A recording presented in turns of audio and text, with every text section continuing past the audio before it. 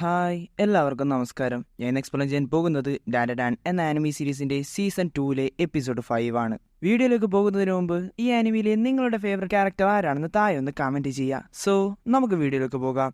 എപ്പിസോഡിന്റെ സ്റ്റാർട്ടിങ്ങിൽ തിരിച്ചു വീട്ടിലെത്തിയ അവർ ജീജിയുടെ ബോഡിയിൽ നിന്ന് ഈവിലയെ ഇല്ലാതാക്കാൻ വേണ്ടി പൂജയൊക്കെ ചെയ്യുന്നുണ്ട്. ബട്ട് അതൊന്നും തന്നെ ഈവിലയ്ക്ക് എഫക്ട് ചെയ്യുന്നില്ല. ഈവിലൈ പറയുന്നു, നിങ്ങൾ വെറുതെ ടൈം വേസ്റ്റ് ചെയ്യുകയാണ്. അങ്ങനെ അവർ ഒരു തവണ കൂടി പൂജ ചെയ്യുന്നു. അത് കുറച്ച് എഫക്ട് ചെയ്യുന്നുണ്ട്. ബട്ട് ഈവിലൈ ഇപ്പോഴും ജീജിയുടെ ബോഡിയിലാണ് ഉള്ളത്.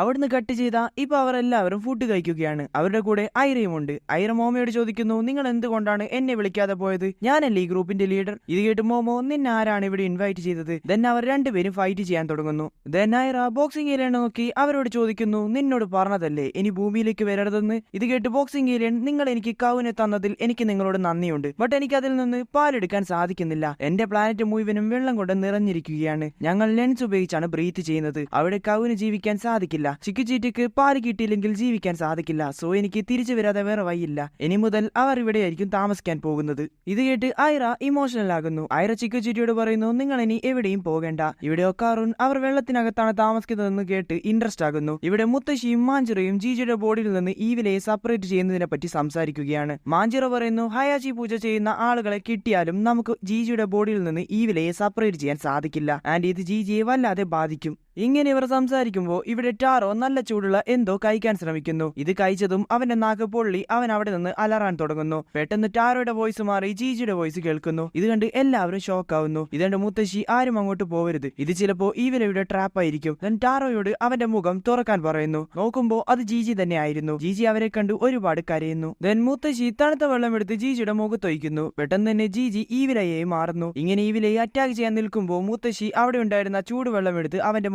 തൊയ്ക്കുന്നു. അപ്പോ ഈവിലൈ ജീജിയായി മാറുന്നു. ദെൻ മുത്തശ്ശി എല്ലാവരോടും പറയുന്നു, ജീജിയുടെ ബോഡിയിൽ തണുത്ത വെള്ളം ഒഴിച്ചാൽ അവൻ ഈവിലയായി മാറും. തിരിച്ച് അവന്റെ ബോഡിയിൽ ചൂടുവെള്ളം ഒഴിച്ചാൽ അവൻ ജീജിയായി മാറും. ഇവിടെ എല്ലാവരും ടെൻഷനായി നിൽക്കുമ്പോൾ ജീജി എന്തോ കോമാളിത്തരം കാണിക്കുന്നു. ഇത് കണ്ട് ദേഷ്യത്തിൽ മോമോ അവനെ എടുത്തടിക്കുന്നു. ദെൻ മുത്തശ്ശി അവരെ നോക്കി, ഇതൊക്കെ എന്റെ തെറ്റാണ്. അവിടെ ഈവിലൈ ഉണ്ടെന്ന് അറിയാതെയാണ് ഞാൻ നിങ്ങളെ അങ്ങോട്ട് അയച്ചത്. സോ ഞാൻ നിങ്ങളോട് ക്ഷമ ചോദിക്കുന്നു.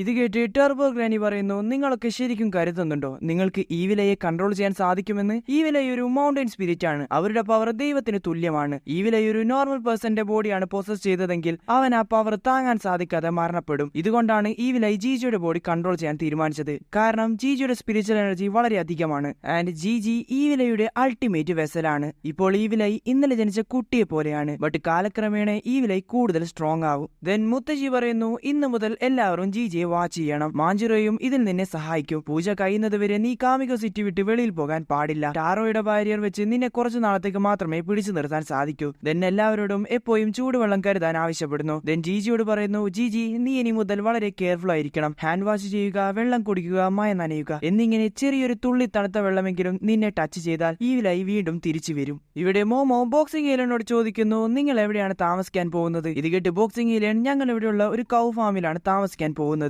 മുത്തശ്ശിയാണ് ഞങ്ങളെ ഹെൽപ്പ് ചെയ്തത്. ആൻഡ് നിങ്ങൾക്ക് ഇനി എന്തെങ്കിലും ഹെൽപ്പ് വേണമെങ്കിൽ എന്നെ വിളിച്ചാൽ മതി. ഇവിടെ ഒക്കാറും ചോദിക്കുന്നു, നിങ്ങളുടെ യുഎഫ്ഒ എന്തുകൊണ്ടാണ് പറക്കുന്നത്? ഇത് കേട്ട് ബോക്സിംഗ് ഏലിയൻ എന്തോ പറയുന്നുണ്ട്. ബട്ട് അവരുടെ ലാംഗ്വേജ് ഒക്കാറിന് മനസ്സിലാകുന്നില്ല. ദെൻ മോമോ ബോക്സിംഗ് ഏലിയനോട് അദ്ദേഹത്തിന്റെ നെയിം എന്താണെന്ന് ചോദിക്കുന്നു. ഇത് കേട്ട് ബോക്സിംഗ് ഏലിയൻ പെനി വേനി എന്ന് പറയുന്നു. ദെൻ ബോക്സിംഗ് ഏലിയൻ തന്റെ യുഎഫ്ഒയിൽ അവിടെ നിന്ന് പോകുന്നു.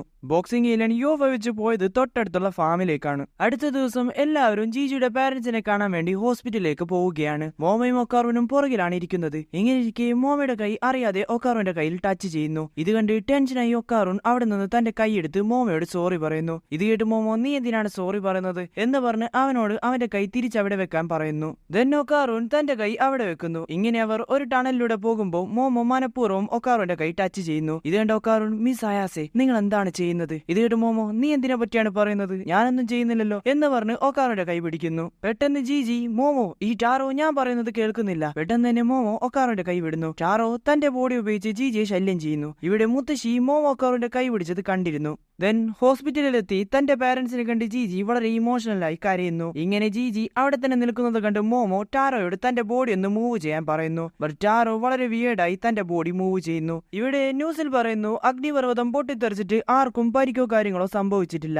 ആൻഡ് കീറ്റോ ഫാമിലിയെ മർഡർ കേസിൽ പോലീസ് അറസ്റ്റ് ചെയ്യുന്നു. ബട്ട് അവരുടെ ലീഡർ നാക്കി മിസ്സിംഗ് ആണ്. പോലീസ് നാക്കിയെ തിരഞ്ഞുകൊണ്ടിരിക്കുകയാണെന്നും ന്യൂസിൽ പറയുന്നുണ്ട്. ഇവിടെ നാക്കി ഒരു മരത്തിന്റെ പിന്നിൽ ഒളിച്ചു നിൽക്കുകയാണ്. ഈവിലയോടുള്ള ഫൈറ്റിൽ നാക്കിയുടെ കൈക്ക് നല്ല രീതിക്ക് പരിക്ക് പറ്റിയിട്ടുണ്ട്. ഇവിടെ നാക്കി പറയുന്നു എനിക്ക് 200 വർഷം എടുത്തു അതിനെ വലുതാക്കാൻ. ഇവിടെ നാക്കി പറയുന്നത് സുചിനൊക്കെ പറ്റിയാണ്. ദെൻ ദേഷ്യപ്പെട്ട് നാക്കി തന്റെ ഫേസ് പിടിച്ച് ആ സ്കിന്ന് വലിച്ചെറിയുന്നു. അപ്പോഴാണ് നമ്മൾ കാണുന്നത് നാക്കി യഥാർത്ഥത്തിൽ ഒരു ഹ്യൂമൻ അല്ല, മറിച്ച് ഒരു ഏലിയനോ മോൺസ്റ്ററോ ആണ്. നാക്കി പറയുന്നു മോമോയാസെ നീ ഇതിനനുഭവിക്കും, നീ ഞങ്ങൾ സബ്റ്ററാനിയൻസിനെ നിന്റെ ശത്രുക്കളാക്കി മാറ്റി. അടുത്ത ദിവസം ഒക്കാറൂൺ സ്കൂളിലേക്ക് പോകുമ്പോ മോമോ നമുക്ക് ഒരുമിച്ച് പോകാമെന്ന് പറഞ്ഞ് അവന്റെ കൂടെ പോകുന്നു. അപ്പോ ഒക്കാറൂൺ ജീജിക്ക് എങ്ങനെ ഉണ്ടെന്ന് ചോദിക്കുന്നുണ്ട്. ഇത് കേട്ട് മോമോ പറയുന്നു ടാരോയുടെ ബാരിയറിന്റെ പവർ കുറഞ്ഞുകൊണ്ടിരിക്കുകയാണ്. ദെൻ ഒക്കാറൂൺ പൂജയുടെ കാര്യം എന്തായെന്ന് ചോദിക്കുന്നുണ്ട്. ഇത് കേട്ട് മോമോ അതൊരു ഓർഡിനറി പൂജയല്ല, അത് നമ്മൾ ഫെസ്റ്റിവലിൽ കാണുന്ന ഹയാഷി പെർഫോമൻസ് ആണ്. നമ്മൾ ഇത് ചെയ്യുന്നത് ഈ വിലയെ എന്റർടൈൻ ചെയ്ത് പുറത്തു കൊണ്ടുവരാൻ വേണ്ടിയാണ്. ബട്ട് ഹയാഷി ചെയ്യാൻ ആരും തന്നെ തയ്യാറാകുന്നില്ല.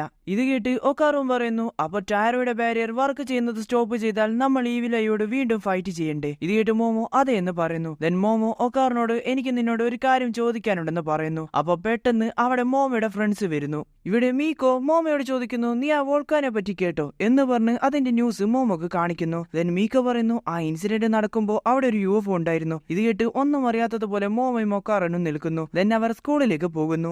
ഇങ്ങനെ പോകുന്ന വഴിക്ക് മീക്കോ മോമോയോട് പറയുന്നുണ്ട് എനിക്ക് നിന്നെ കോൾ ചെയ്യാനോ മെസ്സേജ് ചെയ്യാനോ സാധിക്കുന്നില്ല, നീ എപ്പോഴാണ് പുതിയ ഫോൺ വാങ്ങാൻ പോകുന്നത്? ഇത് കേട്ട് മോമോ മുത്തശ്ശി എനിക്ക് യൂണിഫോം പോലത്തെ സാധനങ്ങളൊക്കെ വാങ്ങിത്തരും, ബട്ട് ഫോണൊന്നും മുത്തശ്ശി വാങ്ങിത്തരില്ല.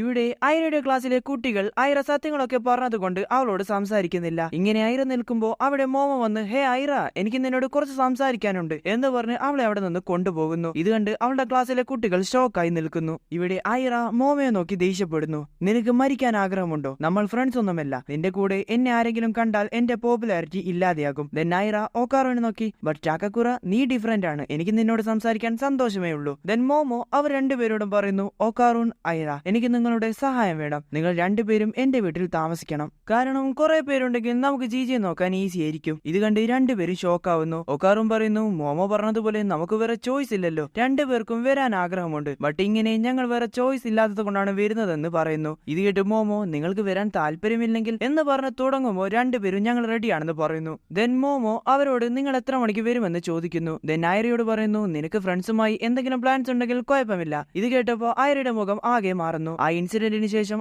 ഐറയോട് ആരും തന്നെ സംസാരിച്ചിട്ടില്ല. ഇങ്ങനെ മോമോ അവളെ സമാധാനിപ്പിക്കാൻ ശ്രമിക്കുമ്പോൾ ഐറ പറയുന്നു ഇതിനെല്ലാം കാരണം ഞാനാണ്, സോ ഞാനിത് ഡിസേർവ് ചെയ്യുന്നുണ്ട്. ഇവിടെ ജീജിയുടെ ദേഹത്ത് നിന്ന് ടാരോയുടെ ബോഡി റിമൂവ് ആക്കുന്നു. മുത്തശ്ശി നോക്കുമ്പോൾ ടാലിസ്മാന്റെ പവർ ഇല്ലാതായി കാണുന്നു. ദെൻ മുത്തശ്ശി ടാരോയോട് അവന്റെ മുഴുവൻ ബോഡിയും റിലീസ് ചെയ്യാൻ പറയുന്നു. ഇപ്പൊ ജീജിയുടെ ദേഹത്ത് ഒരു ബാരിയറും ഇല്ല, അതുകൊണ്ട് അവനോട് സൂക്ഷിക്കാൻ മുത്തശ്ശി പറയുന്നു.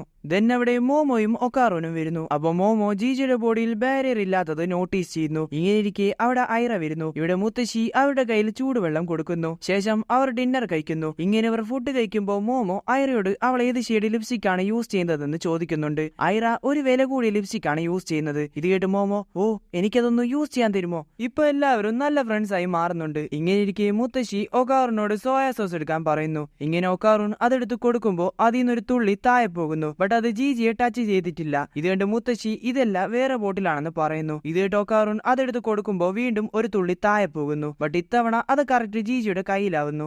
ഇങ്ങനെ ഇരിക്കെ പെട്ടെന്ന് തന്നെ ജീജി ഈ വിലയായി മാറി ആ സ്ഥലം മുഴുവനും തകർത്ത് കളയുന്നു. അങ്ങനെ ഈ സീനോട് കൂടി ഈ എപ്പിസോഡ് അവസാനിക്കുന്നു. സോ വീഡിയോ ഇഷ്ടപ്പെട്ട സബ്സ്ക്രൈബ് ചെയ്യുക ആൻഡ് അടുത്ത എപ്പിസോഡിൽ കാണാം. ബൈ.